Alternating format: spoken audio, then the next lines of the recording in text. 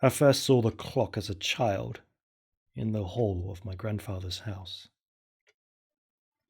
If I was pressed to explain why I even remember that,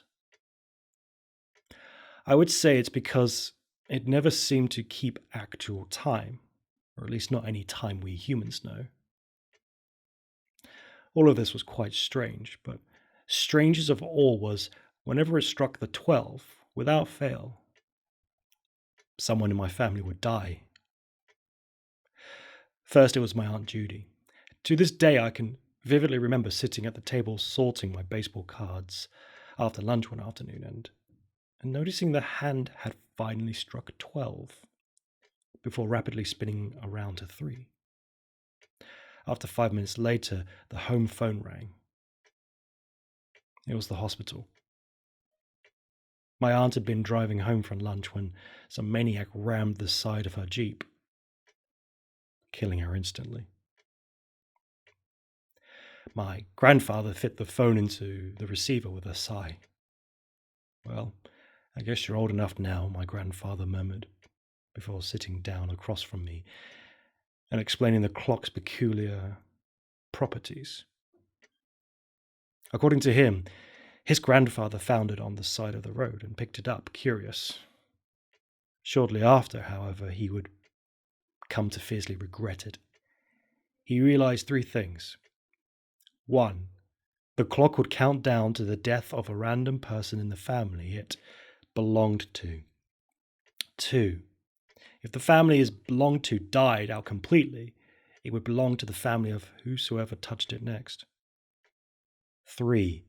If you attempted to dispose of the clock, it would simply reappear back in one's home. Of course, being young and naive, I didn't believe him, holding in my mind that it was just a coincidence. But I was forced to accept reality 5 years later, when the hand hit 12 again, this time killing my cousin via complications in his heart surgery.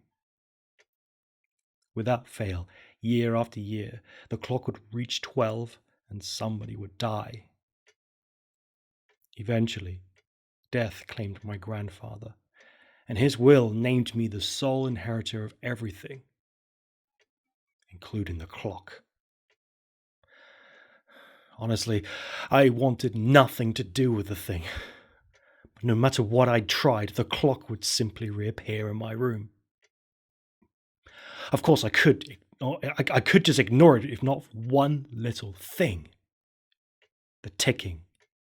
The incessant reminder of all I've lost with every tick, tock, just ticking and ticking and ticking and ticking, leading to the eventual toll, its baritone chime, driving me to madness, day in and day out, almost as if taunting me. That scratchy metronome tick would pulse, getting louder and louder and louder as it got closer to the bold 12, superimposing its face like an executioner's hood. This thing has taken everything and everyone I ever cared for. Even when I met the love of my life, the moment we got married, the clock decreed her impending doom, stealing happiness from me yet again. Only now, I have no more family left. It's standing there mocking me still with that infuriating tick.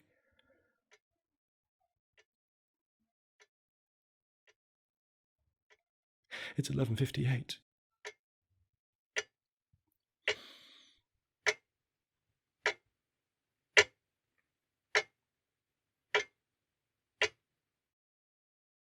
That was The Death Clock by Lillith Deep.